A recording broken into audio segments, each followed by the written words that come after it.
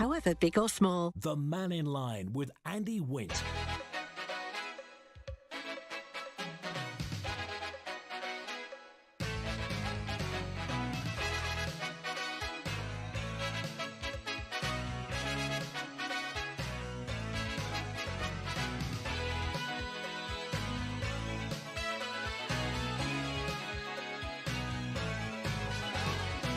Pastor Mike, good afternoon. Welcome to Manx Radio's Mannin Line. It's Monday lunchtime today.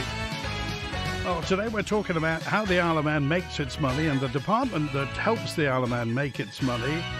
The department that brings business to the Isle of Man focuses on digital industries on the Isle of Man.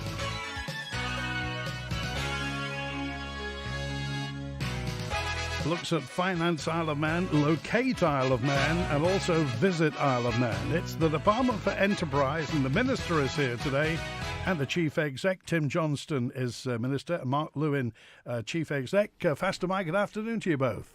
Good afternoon, Andy. Faster Mike.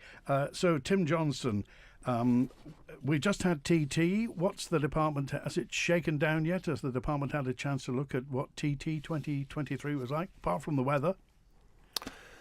Well, that was a real star turn, wasn't it, Andy, at the end of the day? The weather was amazing. I think there's a process now of really assessing everything, obviously, looking at it. But I think we can all hopefully agree that it was a really fantastic event, very successful, a lot of great feedback. And like you said, the weather really, really made it. And overall, very successful indeed. Now, the motorsport section, if you like, the department comes within Enterprise. Which bit of Enterprise does motorsport come under? Well, really, it sits on its own. Really, as it's such an important factor, and we have a political representative who Tim Crookall, who's responsible for motorsport, and there's a whole team dedicated to that agency. And of course, they're already now starting to plan for next year. Such a huge event, and it's such a global event. I think sometimes we underestimate just how big that event is now. Mark Lewin, will you have a hand in looking at this? Will you be considering overall how the TT went, or do you leave it to motorsport? Absolutely involved, and the motorsport team work closely with Visit in terms of ultimately the reason we put that on is to attract and support visitors from throughout the world. And as the Minister says, there's already a significant amount of debrief going across the whole aspect of the organisation and those involved, but also that planning into next year. So absolutely keen to take some feedback. As the Minister said, there's lots of really good things that came out this year, and particularly that reach. But as always, there are probably some areas that we need to listen and look at going forward, both for the Grand Prix and then into next year's TT as well. What about the new format? When was that first mooted? So it's been talked about for a while, and I think the pandemic gave an opportunity really to step back and do some of this strategic thinking. The kind of, if I lift it up and go back to why, every year around a third of our audience visitors that come to the island are new, and we know we have to work hard to reach new audiences. We have to be able to sustain the event. We know that when we do have issues around weather or the other incidents, there can be a real challenge in terms of it's a significant ask on so many people, and you have really long days. We want to try and minimise that and make it more sustainable, so shorter days are a part of that feature. But the other aspect is the island, becomes really busy over that peak, and the peak historically has been that Friday, Saturday, Sunday, and into the Monday. We can't realistically take more people during that period, but we have a fantastic offering at the beginning, we have a fantastic offering at the end, and the slight change in the schedule by starting a little bit later and moving into that second weekend principally was also designed to help try and encourage people to come towards the end, and in doing so, over time, get a number of thousands more visitors to come in that end period. We know people are taking shorter breaks, less so still the idea of taking 2 or 3 weeks. That's a big ask. Yeah. So position it in that way had a number of specific benefits in terms of reducing the impact on people, but also in terms of trying to attract more people through that period. I mean, sometimes the two words Manx and change don't often go well together. So there were. I mean, could you see that that some people weren't going to be happy with the change into the format? I think the TT, so many people again are involved and give up so much for it. Everything we do, whenever we change things, has some level of feedback. So there was always going to be some challenge around that. I hope again by explaining it and looking at the results this year, we've definitely seen both from the steam packet and from the airlines, a level of increased uptake in terms of visitor numbers towards the end. And yes, the weather played a really important part, but the race days themselves were slightly less. So we never take for granted the impact on residents, and this is really impactful around the whole island. So we have to find that right balance. Tim Johnston? Absolutely, and I think we have to remember, as I said before, it's such a huge event, and it requires a huge amount of goodwill across the island for it to happen, and we're very grateful for that.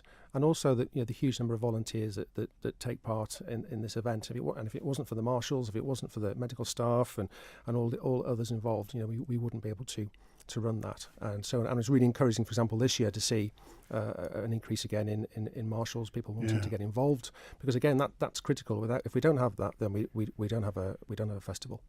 Is there any simple formula to say whether the TT makes money or costs the Isle of Man money, Tim Johnston? I think when we look at the benefit to the overall economy, then it is absolutely a positive. It's really, really important for lots of businesses. It's a lifeline for many businesses, absolutely, isn't it? Absolutely, it is. We recognise that. But of course, there's no standing still. I think standing still is actually going backwards, and we've seen what's happened, for example, in Northern Ireland and the challenges. We recognise the fact that costs every year increase. We've seen that with insurance, for example, through health and safety. So it's really important that we are always looking ahead and having a commercial entity, really. And of course, that does great with some people, but the reality is if we don't move it forward, it's going to cost us more every year. That's just a fact. We have to make sure that we're making it work commercially.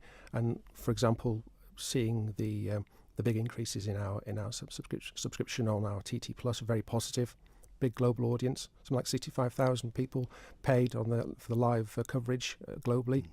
Really positive, and these are the things that are going to help us to fund things going forward. Okay, Nigel's with us now. Hi, Nigel. You're live with Tim Johnston, MHK, and Mark Lewin from Enterprise. Morning, gentlemen. Morning, Minister. Morning, Mark. Good morning. They both know my backgrounds. I've got Albany Tools, and obviously we've got Albany House, and I've just taken your comments on board greatly, and it was a great TT, but unfortunately the road I'm just about to go down, and I've got a two-part question, is the air traffic control situation at the airport. I lost £1,200 over TT with an EasyJet flight that didn't come in with 6 corporate guys on board, and lost the day on the Friday, and I know it's very difficult, but they flew in for the racing and the plane was totally cancelled. And I've had another number of other planes that have done exactly the same, and it's very frustrating when I've got a small little business and trying to run an operation throughout the summer period. So my point is, one of them is the compensation that I'm finding difficult to get, because I think it's going to be very difficult to turn back to my insurance broker and turn around to them and say, due to the fact that I'm probably going to be phoning you quite regularly over the next few months of lack of business, is that unfortunately Isle of Man and Ronaldsway Airport traffic control guys need to have a break at some sort. They're going to think I'm running some sort of Mickey Mouse operation here, which is obviously not the case. And I know about the break situation because my brother came over last Thursday. He was in Bristol. He was sat 50 minutes on the runway to be told by the captain, I quote, the reason why we can't fly into the Isle of Man at the moment is because they are on their break and they go offline, which is pretty scary.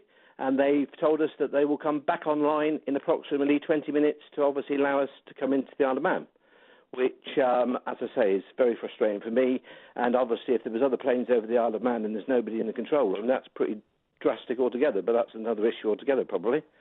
The second part to my question is, with this situation rolling on, I'm sure there would have been a build-up to air traffic control staff issues much before it's got to this level. I've been on the island 34 years. I've never known a situation like this where it's had to be closed every day for so many hours. It's pretty appalling, and we all know that.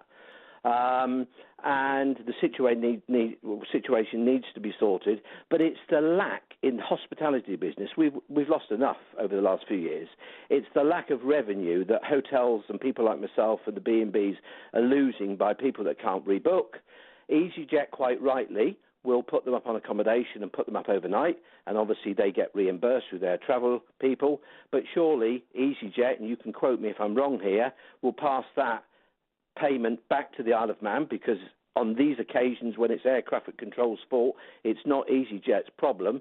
They will obviously send Isle of Man Airport, which I presume is Isle of Man government, the invoice for the people that have had to have their accommodation looked after, and probably us as the taxpayers paying for that. So over that period, probably, Mark, I'd like to know throughout the summer of how much revenue is being lost, not only in accommodation, but their forward spend on the Isle of Man, restaurants, shopping, that people are not coming through the Isle of Man this summer due to the fact that we have this absolutely appalling condition down at the airport, and it should have never been allowed to happen. Okay, Mark Lewin. Hi, Nigel. Good afternoon. I think definitely we're hearing more and more concerns coming across the whole economy, and do recognise there's a real challenge down at the airport. There are a variety of reasons feeding into that. The air traffic control is one at the moment. We've had weather. Clearly today is another issue of that, and there's been issues. And you mentioned one airline, but there's issues in terms of across the UK and Europe and further afield. So there is a really complex situation here. It's not an area that Department for Enterprise directly is responsible for, but we do work closely with the Department of Infrastructure.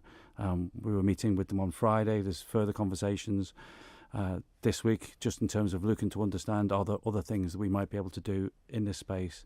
In terms of when businesses lose out, and I know, Nigel, we've talked before, and you've lost out in the past over other things, that is a real disappointment, and we do recognise the impact that has on small businesses, and businesses particularly in the visitor space, where those visitors are just coming for a single purpose, and if they don't get here, then that opportunity is gone.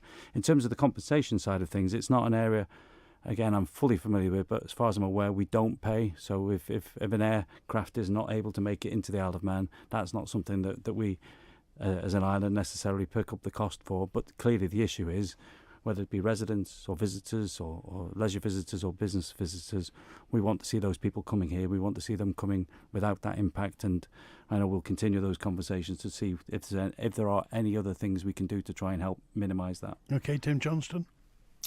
Yes, good afternoon, Nigel. And obviously very frustrating to hear what you're saying, and very sympathetic. And it is a real level of concern at the moment, what's happening at the airport, and as you quite rightly say, the knock-on effect it's having on business.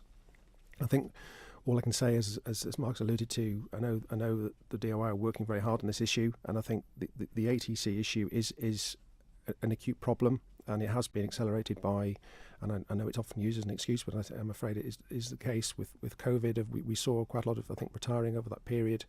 And the bottom line is it takes 3 or 4 years to train an ATC, and this is an issue, I think, globally at the moment, and there's a shortage, and we are struggling. And I'm aware that the DI minister was on this programme a few weeks ago, along with the airport manager, explaining some of these situations, and that there is now a recruitment process in place. But I also understand, even if you bring a fully qualified ATC to the island, even if they could be fully qualified in Heathrow, but as soon as they come to a new airport, they have to train for several months, I think a year or more, before they can operate. So this is a real problem, and I know that's why they've set out a clear schedule of training. I think it's important to remember that the rules are so incredibly strict when it comes to the brakes for the ATCs. These are CAA regulations. I mean, the reason why air travel is the safest travel is because of these regulations and the dangers of fatigue. I liken it a little bit to sort of an HGV driver. You're not allowed to operate beyond those, and that is just a fact. So these are real challenges. The airport has set out a schedule of when these training sessions are going to be happening, when they're going to be open. But then if you overlay that, then delays, flights being delayed coming into the airport, which is really got, the airport's got no control over. Likes of EasyJet flights coming in very, very delayed, because they've picked up several delays over Europe through the day. I mean, an aircraft that arrives in the Isle of Man may well have already gone to the Mediterranean and come back again. If it picks up delays, they add on through the day. And other thing that's happening is, because again of Ukraine, a lot of the air traffic has been pushed further west into already very congested airspace over France and Holland, and that's made it very difficult. And then on top of that, you have things like the French, you like to strike every 5 minutes, and it just adds up and causes a real backlog of problems. What did you say to the people who couldn't get here, Nigel? Well, do you know something? I did a picnic on that day, so I'd not only had the loss of about 1,200 quid, but I had about £100 worth of picnic stuff in the back of the car.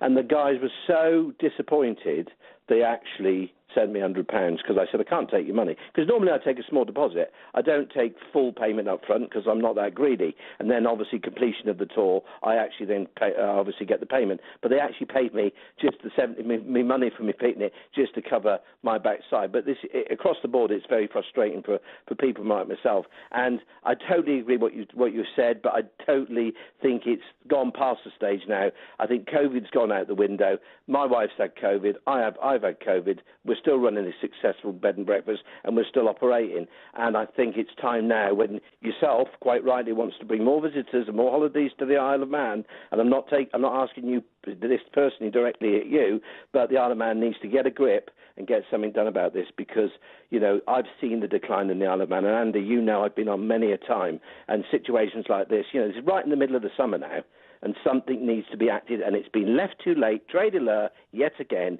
and we need to act on it. So guys, please do something about it and pass it on to your man at the top, Mr. Cannon. He needs to get involved with this because it's going to get out of hand. Okay, we appreciate that, Nigel. Thanks for calling us today. I want to go to Julian. You're live with Tim Johnston, MHK, and Mark Lewin. Julian. Hi, Andy, and hello, Tim and Mark. Good afternoon. Afternoon. Hi. I'd just like to say a quick thank you to Daisy for her kind words on Friday's Mannin line. Thanks, Daisy.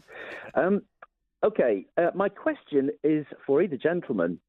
How influential is the ESG, or Environmental, Social and Corporate Governance Credit Score, on Isle of Man government policies relating to enterprise sectors like agriculture, transport, education, manufacturing, and the promotion of the island further afield, especially considering that the Isle of Man government is registered at Sustainalytics, the ESG rating agency? Mark?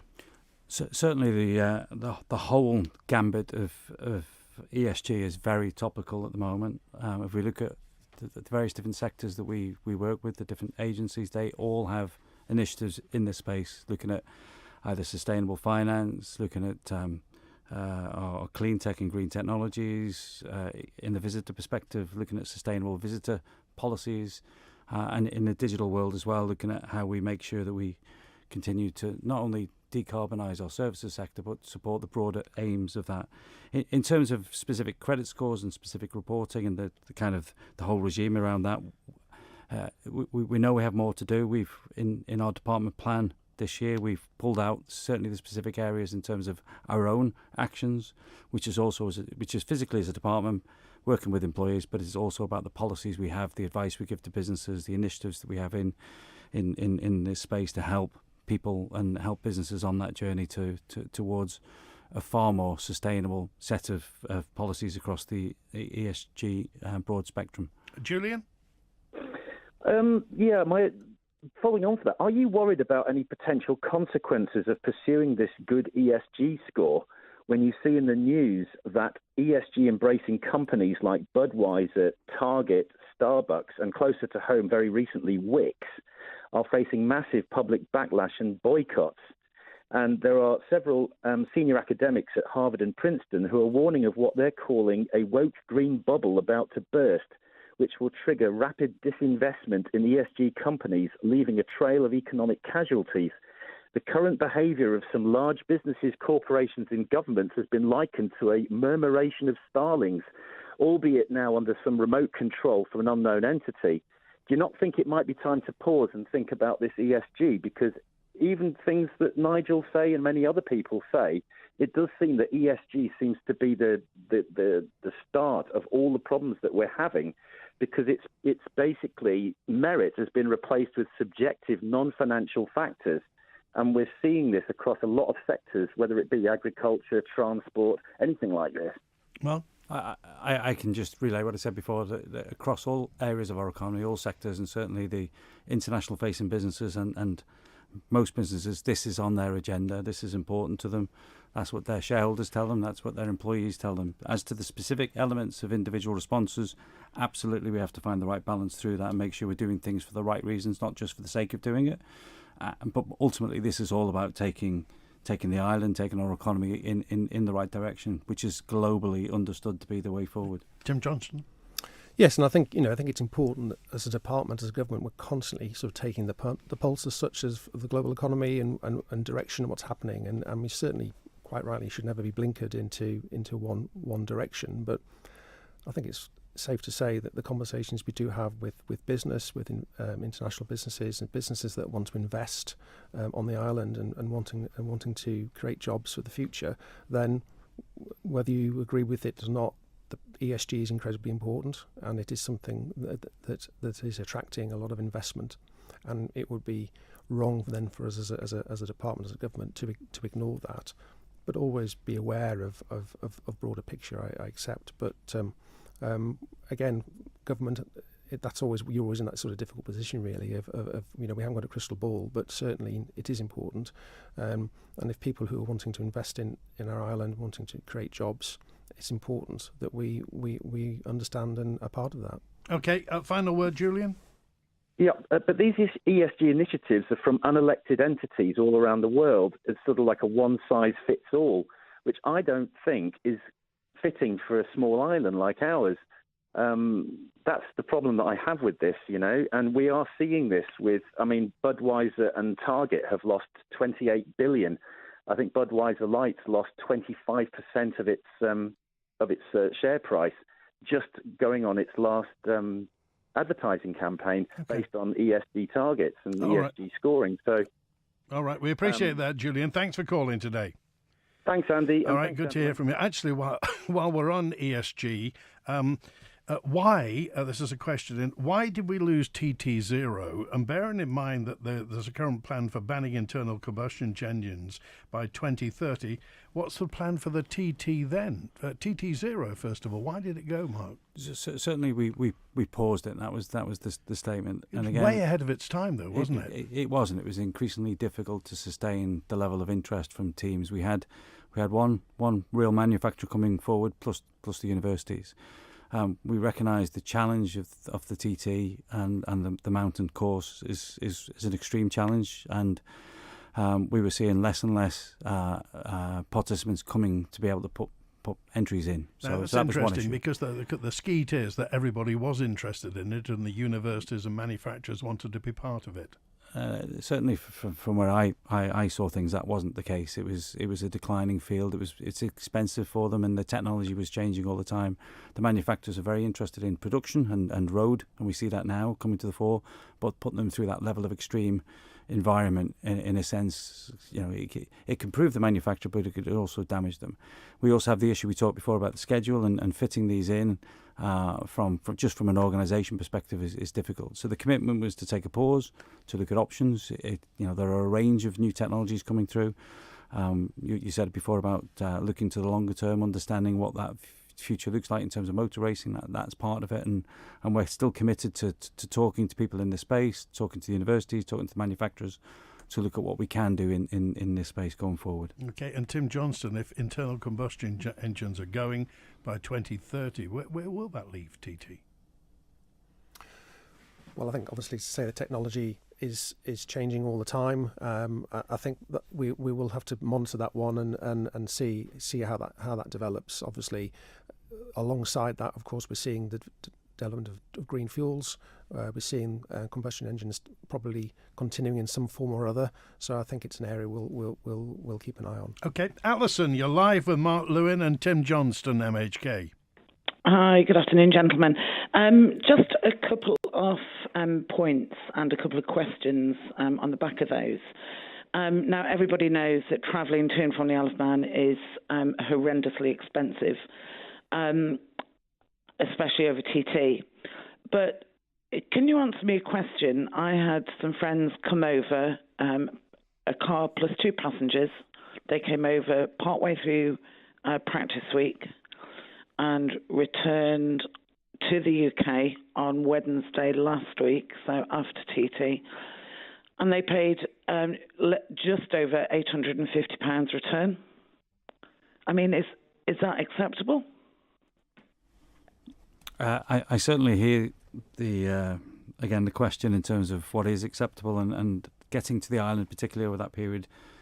We recognise it costs from a fan perspective, a visitor perspective, and indeed our own residents that travel, and they are peak times, those are peak costs. So when I said before, we took a pause over the pandemic, we asked a lot of questions, we had a lot of focus groups.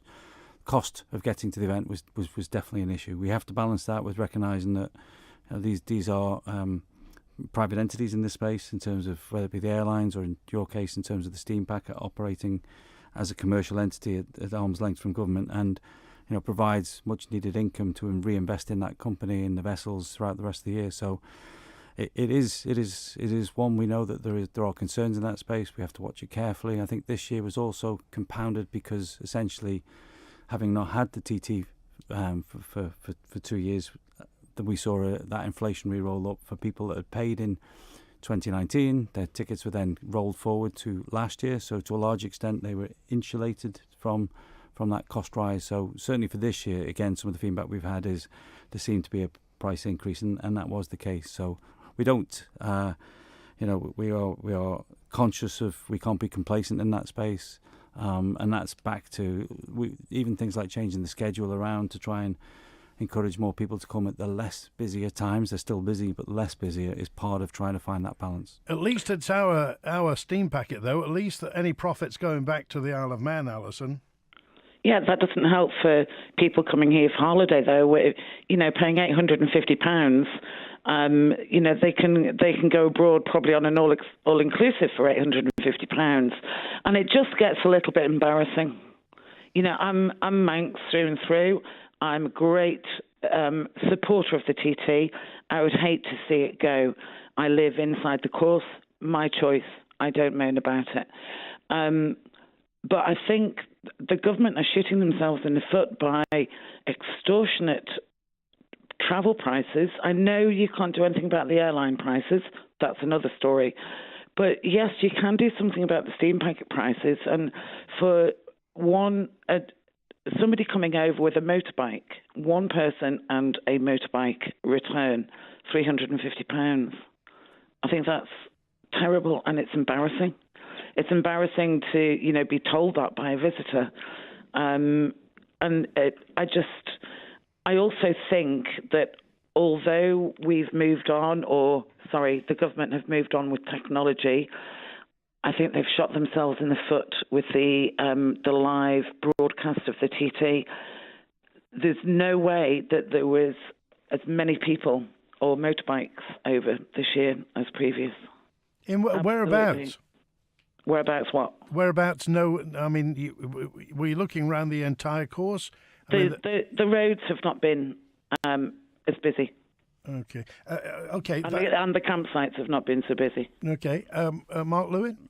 So certainly, I use the word a lot in terms of finding that balance, but the early indications are that there's been a change for a number of years where there have been slightly less bikes each time.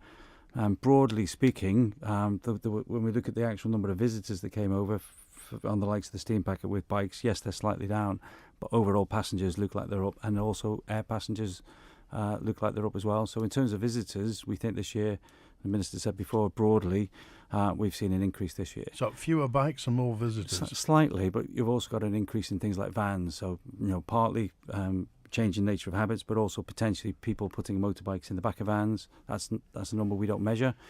But there's clearly lots of anecdotes of people doing that, which we understand. I know that the government can't really do an awful lot about the prices that airlines charge, but I can just give you one example. I had a family member come over, and he was going to go back on, was it Sunday the 11th, from Isle of Man to Gatwick. I mean, it was a good job he didn't, because I think they were cancelled anyway that day. But the one-way Isle of Man Gatwick was £550. Good grief. So he actually travelled back on the Saturday. Okay, Alison, we appreciate that. We've heard what you've had to say. Thanks for calling today. Okay, bye. Thank you. Good to hear from you. Well, we're with the Minister in charge and the Chief Exec of the department that regulates and looks at Business Isle of Man, Digital Isle of Man, Finance Isle of Man, Locate Isle of Man and Visit Isle of Man. There's lots we haven't even talked about, like the e-gaming industry and also bringing business to the Isle of Man and exactly how you get people to come here and set up a business. There's a new way to Subway with 2 fantastic menus. Which will you go for? The all-new Subway series with 15 irresistible creations like the Big Bombay Sub, Great Goddess Salad, Emperor Wrap and Big Cheesesteak Sub Melt. Or create your own. You pick the ingredients you want and build your own sub, salad or wrap the way you want it. There's a great mix of healthy and indulgent menu items available from Subway and ShopRite, Peel and Port Erin. If you're an excellent team player with the ability to work with paid and volunteer staff and love to be hands-on, St John Ambulance is recruiting for a commercial training manager. The successful candidate will work closely with the customer, St John trainers and students and will plan the training calendar, manage trainer allocation and deliver courses when required. If you have a recognised trainer and assessor qualification and would like more information including a full job description, then email ceo@sja.org.im. You can get the best of everything, and the price is just as nice. Oh, I'm so glad we went to Pacesetter. The perfect shower, some great tiles, all the accessories we needed. They had it all. Amazing ranges from traditional to modern, many exclusive to Pacesetter. Get your bathroom on song. Visit the Pacesetter showrooms at Harris Terrace and Spring Valley. You can get the best of everything, where the price is twice as nice. Nearly as good as me. Every drop is precious. Water. So easy to take it for granted, isn't it? Our reservoirs supply the needs of our island, but with the effect of climate change, that's becoming more challenging every year. Manx water is the only water we have, so we need to make every drop count by using it wisely, at home, in the garden and in general. Visit manxutilities.im to find out how you can begin smarter living, to lower energy bills and reduce your impact on our island environment. The Mannin Line with Andy Wint. And Tim Johnston, MHK, is with us. Aaron Michael, MHK, the Minister at Department for Enterprise. Mark Lewin, Chief Exec of the Department for Enterprise. Mark Lewin, we used to have loads of films and television shows being shot here. I mean, you simply couldn't move at one time for road closed because they were shooting something somewhere. What went wrong? What's happened to that now? I don't think it's necessarily gone wrong, but it's definitely changed. So a number of years ago, probably 8 to 10 years ago now, the policy that Isle of Man government as a whole had in terms of investing in these productions changed, and that was the thing that brought the films here. We physically invested taxpayers' money into the entities, and there was a VAT there was a VAT advantage, wasn't there? Absolutely, and that changed. So that conscious decision no longer to do that, essentially, those productions ceased. We do have interest all the time, so we have a variety of things, and it's quite topical at the moment. We go back to TT, we had a lot of interest from around various different areas of the world that we're really interested in seeing it firsthand, and we'll continue to look to see how we can support those, but not in the way that we used to. I mean, the vast majority of people would have looked at Maryland and wouldn't have known the difference. Everybody on the Isle of Man groaned because it was the thing set on the Isle of Man, and everybody knew full well it was the Isle of Wight or it was Ireland. I know there was some bad PR over Pinewood, and there was an MHK who made a lot of noise about it. But is there any chance that could possibly come back, because stuff seems to be made elsewhere? I think one of the things the Department for Enterprise always does is look at ideas, look at suggestions and initiatives, and this comes around regularly. Say we can provide a level of support, we can do logistics, we have some great talent on the island. Still, we have some great locations, so we have some attractiveness, and we can look at small levels of financial support. We just, at the moment, can't compete with the likes of the UK and Ireland that put substantial direct taxpayers' money into these productions. But it's on the agenda regularly to look at. But I mean, we did make money, didn't we, from the films, Tim Johnston? We did. We certainly made a profit on the Pinewood investment, I believe. A bit before my time, Andy, but I believe so. Yes, I think there have been in the past, absolutely. And as I say, but the market's changed. I think the landscape's changed quite a lot, really. And wouldn't like to comment much further on that one, really. Okay, let's go back to the lines now. And Juan's with us. Hi, Juan. Afternoon, Andy. Good afternoon, Tim. Afternoon, Mark. Good afternoon, Juan.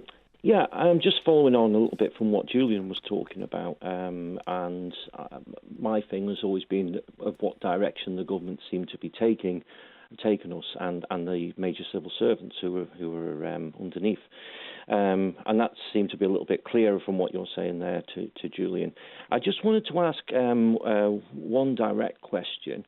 It's not a racist question, it's just a question and an observation.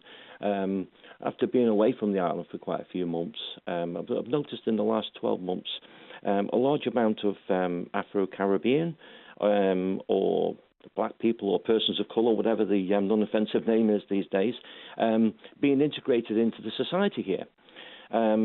So I'm just asking the question, and again, this is not racist in any way or form. I'm just asking the question of, is this part of the ESG initiative that you're having to follow? Because I tend to see that there's a lot of bullying going on with the ESG rollout. Or is this a tailor-made initiative from the government? Okay, Mark Lewin? Absolutely, we have no conscious bias in terms of demographics. I think we are very fortunate in that we have a wide range of businesses across our economy that themselves have interests on a global basis, and we see people moving here from all around the world, from all different backgrounds. And from a locate perspective and from an island perspective, we are attractive to people throughout the world. So I think as a consequence of us having economic success with businesses that have those global reach, we will expect and we would welcome people from all backgrounds and from all sorts of different demographics. That's just the nature of economic growth. Okay, Tim Johnston? I think this is clearly an economic decision. I think we recognise through obviously our own plan and the economic strategy the need to grow our working age population. That's very clear, and that's something that the department is very much involved in, growing our economy. The department doesn't create jobs, but we create the environment where jobs are created, and that close work we do with our agencies across that area is really, really important. So, and through Locate, which is obviously through looking globally now for talent and skills, because we have, I think, some of the lowest unemployment rates ever on the islands at the moment, and we have a lot of job vacancies. So we are looking further and further afield for the talent and the skills that we need for our economy. Okay, Julian? It's kind of answered the question, kind of not. There's obviously been a push in a certain area of the world to get that many people here in one go. I understand we've had a big Filipino community here, which was needed for nursing. So the question I was asking was pointed as to, was there an initiative to a certain part of the world to bring them people over? And I get everything else that you're saying. That was just the pointed question. Was there an initiative, a directive to go to a certain part of the world, and is there been a push from the ESGs? Like I said, if you look at the other side, and Julian's quite right to awaken anyone up who's not awake to it. When you look at the likes of Larry Fink and BlackRock and these people who are very, very much behind the power of ESG and where this is heading, it's kind of a bit worrying from the other side looking in. So I do think that the government need to be on their toes and look at where this is heading and where this could take the Isle of Man. We've been very groundbreaking in years gone past. I don't think we should be following other people's initiatives, but we should be tailor-made to what's going to make the Isle of Man work. Okay, all right, Julian, thanks for that. And now Ian's with us now. Hi, Ian. Good afternoon, gentlemen. Andy. A quick question, basically. What's happening with Google Earth? I ask the question because most people I know, if they're thinking of locating to somewhere new, one of the first things they do when they inquire about properties is go on Google Earth to see what the place looks like. I bought a house here in Peel, a moved house, 10 years ago. It's still not built according to Google Earth. That means, looking around the island, that anything's been built in the last 10 years isn't visible to potential relocators. That must surely be a very simple thing to address. Okay, Mark Lewin.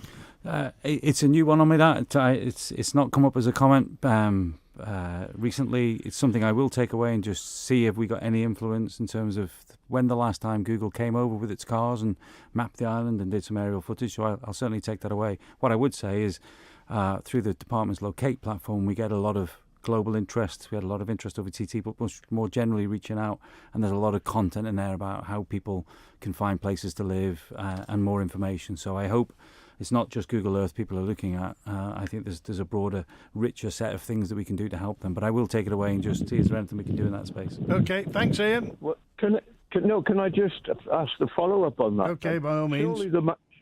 Surely the Manx government must have overhead footage of the island, either aerial shots or drone surveys or something. If Google won't provide it, surely the government's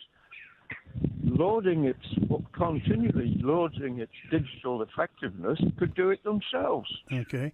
Did we pay for Google Earth to come over last time? No, it's a private company. They go around the world on a frequency based on based on the audience they think are looking at things. So I say we'll take it away. We do have a lot of information in government from mapping and aerial. It's probably not in the right format that Google can just pick it up and use it. But and I say some of that's already available in our Locate. But I will take it away. Okay. That's great. Thanks, Ian. That's the Google thing is the little car that goes around with the spinning cameras on top, isn't it? Yeah. Okay, we're live with Tim Johnston, MHK, and Mark Lewin from Department for Enterprise. The Isle of Man Electoral Commission would like to hear from you. Share your experience of being a voter in the Isle of Man, any barriers you have discovered, or any concerns you have about elections or constituency boundaries will help inform the Commission's work. A public meeting will be held on Tuesday the 20th of June at Arbury Parish Hall, Ballabeg, from 6:30 to 8 p.m. You can also complete an online public consultation by visiting consult.gov.im.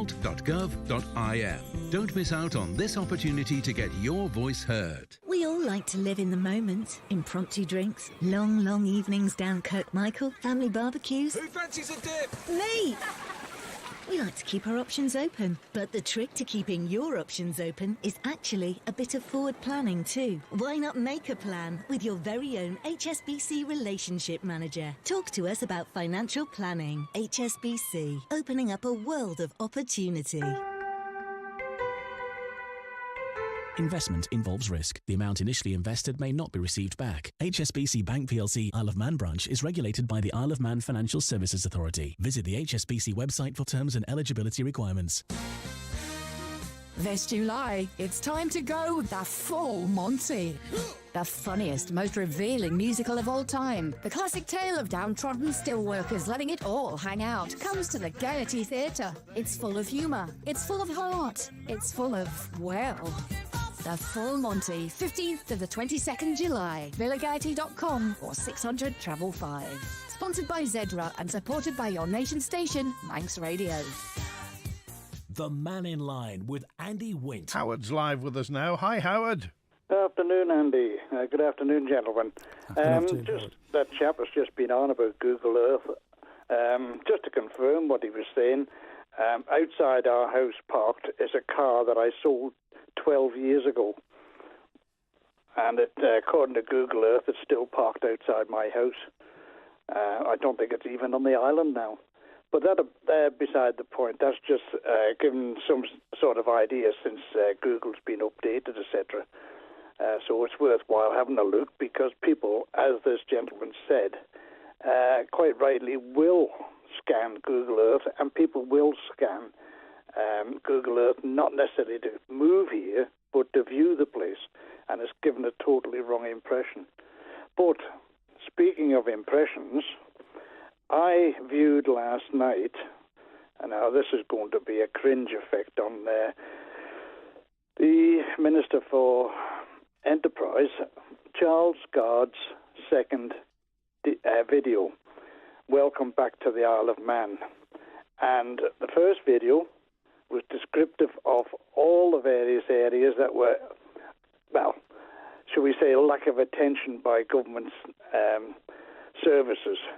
And the follow-up one shows that some areas have been improved, but others are still in a very derelict state, not just private places, but government.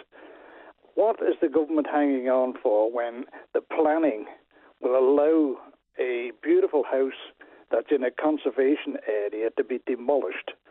Yet just not a quarter of a mile, less than half a mile away, there are greenfield sites owned by the government who are supposed to be selling them or going to build on them. Yet they're allowing perfectly good houses to be demolished, Victorian houses, plus a lot of the work that should have been done has not been done, and that's in over a year.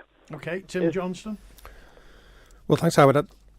I'm not going to comment on that specific property, but I think generally, if we go back to the election, one thing that came very clearly was the feeling, as you say, that there's things and areas that just look very run down on the island, and areas that I think we've all just got used to seeing, and actually it's not acceptable. And I think that video highlights some of that, and some have been addressed, but there's no doubt there's an awful lot more to do. And I think from a Department of Enterprise point of view, and again from the election, a feeling that we need to do something about those sites.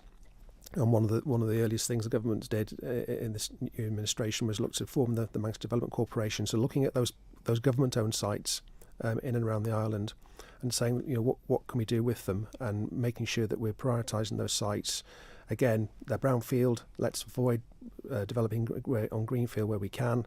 There's lots of embedded carbon in these sites. Let's make sure that we're doing things properly, and that is certainly something that's been rolled out at the moment, and we've seen, for example, the redevelopment started on the old nurses' home in Douglas, and there's further work at Westman Road at the moment going on. So I think that's recognising that we have to do something about those sites. Now, alongside that, also we know there are a lot of privately owned sites as well, and again that's sat empty for a long time.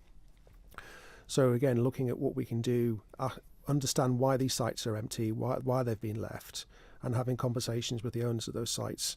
And again, we've seen the development of a new scheme, the Island Infrastructure Scheme, to sort of work in partnership with people who own these sites to try and make sure that we're bringing them back to life for the benefit for all of us, for the economy, and making sure that we get a benefit from that, exchequer benefit and in jobs. So the government very very very aware of these challenges, and I think is making sure we are trying to do something about that.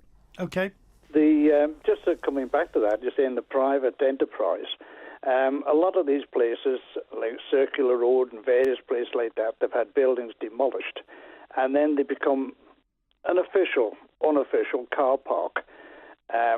These places should be developed first and foremost, and if not, they should have a full business rate put on them, because these companies are operating a business in parking lots while that particular piece of land increases in price, which they don't have to do anything with it, only put some loose gravel down and park cars on it, and they have a nice income from a scruffy piece of land, and it should be built on and made the town, or city as they call it these days, City of Douglas. Ramsey is the same, and all over, where they just knock these places down and leave them. There should be a forceful means to make these people develop them. Okay, all right. Howard, I'm going to leave it there because somebody else wants to talk about planning, but thanks for that point today. David, you're live with Tim Johnston and Mark Lewin. Hi, Andy and team there. Can I just ask the question directly to both of you, really? I know one's a civil servant, so we've got to be careful there. We have in our possession, or the government in custodianship there, is two pubs. That's the QB and the one down there. Oh, I forgot what, Park Road School. The Bowling Green. The Bowling Green pub there. We have other things like the prison site, Summerland site, the bus station. And I think it was Mr. Johnson that we handed that over to the Development Council. Now, the Development Council won't come on the radio and ask questions, or hasn't been. They've been invited. So how can we have faith in, and what is your department actually doing to encourage these developers to actually finish their projects? And I'll give you an excitement that the Newsom site down in the Quay, blocked in planning. What are you doing to help them out? What are you doing to help the Golf Link site down at down Castletown Way? Okay, so does Manx Development Corporation come under Enterprise, Mark Lewin?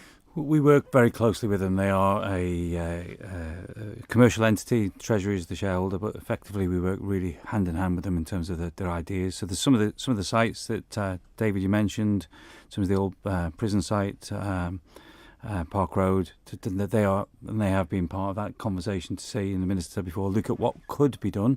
This isn't just about development for development's sake. It has to be something that's viable commercially. It has to have a level of return for the taxpayers, and it has to be something we want. So there is that element. In terms of broader planning, I just want to also say we work with DEFA and with other areas of government on the Built Environment Reform Programme, which is a long phrase, but essentially says we recognise there's improvements that need to be made in the broader planning space that particularly support building out these environments in our brownfield, in our towns, in our city, ahead of greenfield sites. So there's a lot of work that's going on. Sometimes they take some time to come to the surface, but it is a very live topic, and we work closely with others on it. Tim Johnston. So the public appreciate action in terms of building on places like Park Road School or what have you. Can we expect any announcements soon?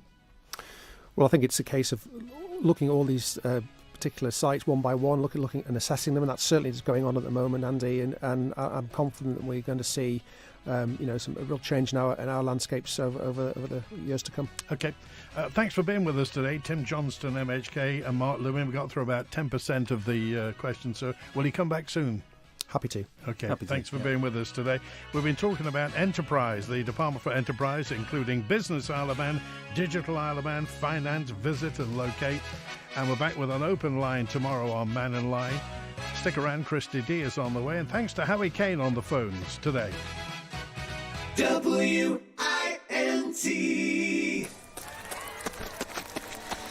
Cancer Research UK's Relay for Life